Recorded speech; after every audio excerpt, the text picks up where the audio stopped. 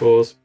So in this clip, the first gun we get a good look at is a fairly conventional looking handgun. It appears to have a polymer frame and some sort of slide. So far so conventional, but there is an internal bolt like a broom handle Mauser that pulls back, and then at a certain point a slide then comes back as well. We can see different controls on the side of the gun there. None of those make immediate sense to me. That might just be what we call in the movie industry greeblies to dress up the design and make it look cool. I also noticed that there are what appear to be some very interesting iron sights on this gun, which are reminiscent of fiber optic sights on a contemporary pistol. So they're red, they're glowing, there's a sort of triangle in the front and an angle at the back. That's all fine, but the modern trend is very much toward red dot sights on pistols. I'll be very surprised if by 2077 every handgun doesn't have some sort of low profile red dot sight on it. But hey, this is a sort of 1980s inspired cyberpunk future, so anything goes.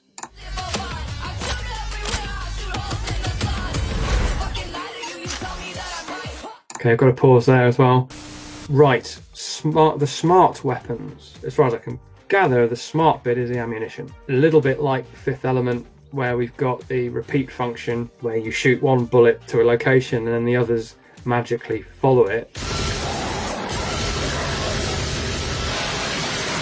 which is very cool but ridiculous. We've got sort of takes on that where the ammunition is being guided in some way. So that's something that's got a minor basis in reality and might well be where things go in the future in some way, because we have things like the tracking point rifle, which was a fairly conventional rifle, but you would, it was almost like a jet fighter setup. You would mark where your reticle was, you press a button near the trigger, and that would tell the computer in the gun that that's what you want to hit, and then you would hold down the trigger and the gun would fire when everything was lined up. The main basis of that was a laser rangefinder built into the gun, so it knows the distance, it calculates the bullet drop for the type of ammunition that's loaded into the gun. The only thing it couldn't do is to gauge wind speed and direction, which is one of the many skills that snipers have to develop. The other approach is what we're seeing in Cyberpunk, which is guiding the projectile, and that's something that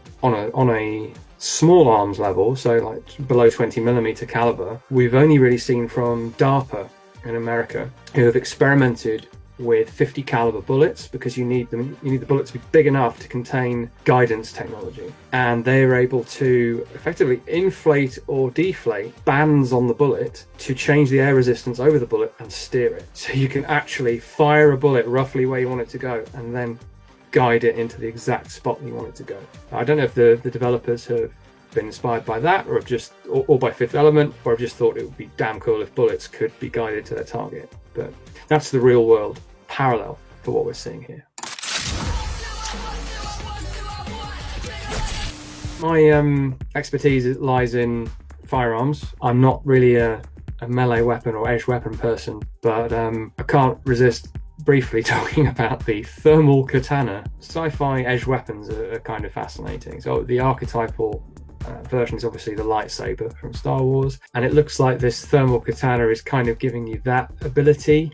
Now, from what I understand of edge weapons, heating the blade isn't going to do a great deal. In fact, what it might do is cauterize the wound that you inflict and make it easier for your opponent to kill you. Unless this is somehow surface of the sun hot, like lightsaber hot, which I guess it must be, then this isn't going to be any more effective than a conventional steel blade.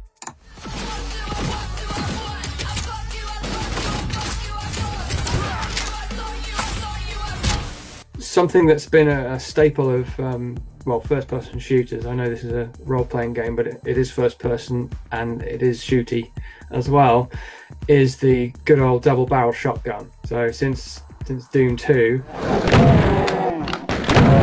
which is really not advanced technology in any way. It's some of the oldest firearm technology that's around today. It's got the classic Victorian era lever on the top, break open design. I think because just in a game, an over and under barrel design just doesn't look as cool. And then this version has got all sorts of gubbins attached to it. And I have to assume, looking at that, that is some sort of electromagnetic acceleration there. So it looks like we've got somewhat conventional 12 gauge ammunition, and then the projectiles are being accelerated by magnets. But it's still got the sliding safety catch where we'd expect to see it on a modern shotgun for shooting clays or whatever. So safety first, even in the apocalyptic future, I guess.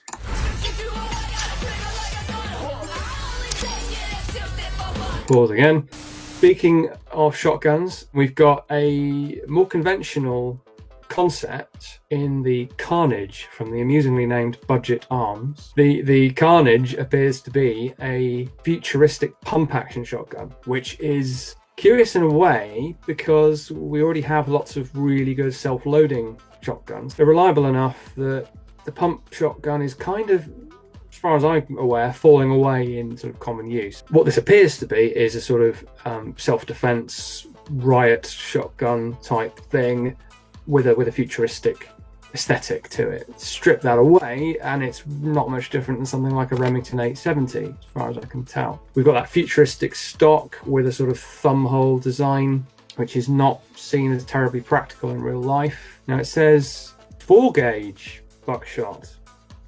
Okay, that's big. So if you're not aware, the number goes down as the shot size goes up. So a 12 gauge is what we're used to. A 4 gauge is massive, and it does kind of look quite massive now that I look at the magazine tube under the barrel and the actual muzzle itself, and wouldn't necessarily hold too many rounds either because that's a big old cartridge.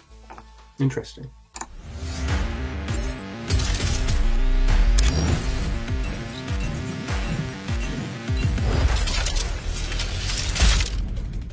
So that's the Nekomata there. It's billed as a sniper rifle, and I suspect in universe that's exactly what it is. Looking at how it's been used, it does look like a sort of super accurate precision weapon. It's got the adjustable buttstock with cheek piece, suggestive of something more like a sniper rifle. Equally, with this level of technology, there's no reason why it couldn't be a designated marksman rifle as well, or instead a DMR. By swapping those optical sights, you could have engagement ranges from sort of 300 meters out to 2,000 or more. That's potentially where technology will go, is that weapons will be configurable. Keen to see how that plays out in the game.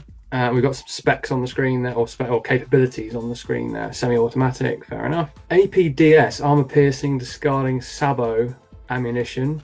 No reason why that couldn't be a thing. Steel, though, is a bit weird. I'd expect that the future, alternate near future, whatever, would probably have something more dense, harder than steel.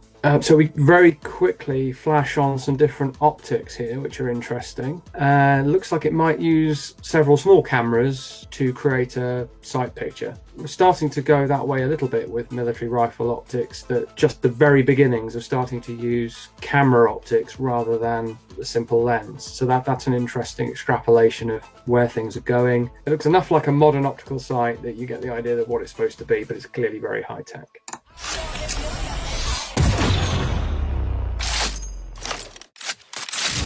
So we've got a scene here of effectively a sniper type weapon, clearly meant for longer range, and is a single shot weapon. Sometimes we will find that if you're increasing the size of the projectile, capability of the ammunition, you end up having to sacrifice some of that firepower. It's reminiscent of some of the very large anti-materiel rifles, where there's no magazine. You literally open the bolt, put a single round in, like an old single shot breech loader from the 19th century, close it up and fire it. That's good for gameplay balance because it can only fire one shot, and it's also reflective of, as I say, of reality. Yeah, you could design a gun that fires whatever the heck that is, 10 shots, but the gun that fires that would have to be proportionately even bigger. The magazine would be huge and heavy. You don't want to be running and gunning with that anyway, whether it's real life or in a game. It makes sense, and it means that you're not overpowered.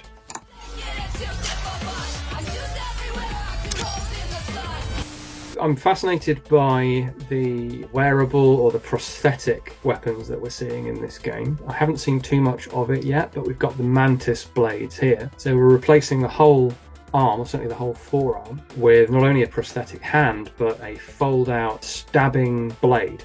The idea of weapons that are part of the body is quite interesting. We've got the certain Indian the punch daggers. There's the katar, effectively sword mounted on a gauntlet, so it's coming out of your fist, which were real practical weapons and are a logical precursor to something like a blade that's concealed in your arm. There is an arm gun, or a gun arm, depending on your point of view. So we've got here an Arasaka projectile launch system, a missile launcher in the palm of your hand, more or less literally. Very good. Does look like it is like a mini rocket, mini guided missile system. I think realistically that does make a bit more sense than trying to fit a firearm into an arm-sized device. As long as you've got a way to convey the mini missiles into launch position, then you're going to get, I don't know how many shots you could fit in your arm. But yeah, interesting. Very interesting. So V, are you willing? Yeah, I'm in. So that was the weapons overview trailer for Cyberpunk 2077. Thank you so much for watching, and goodbye.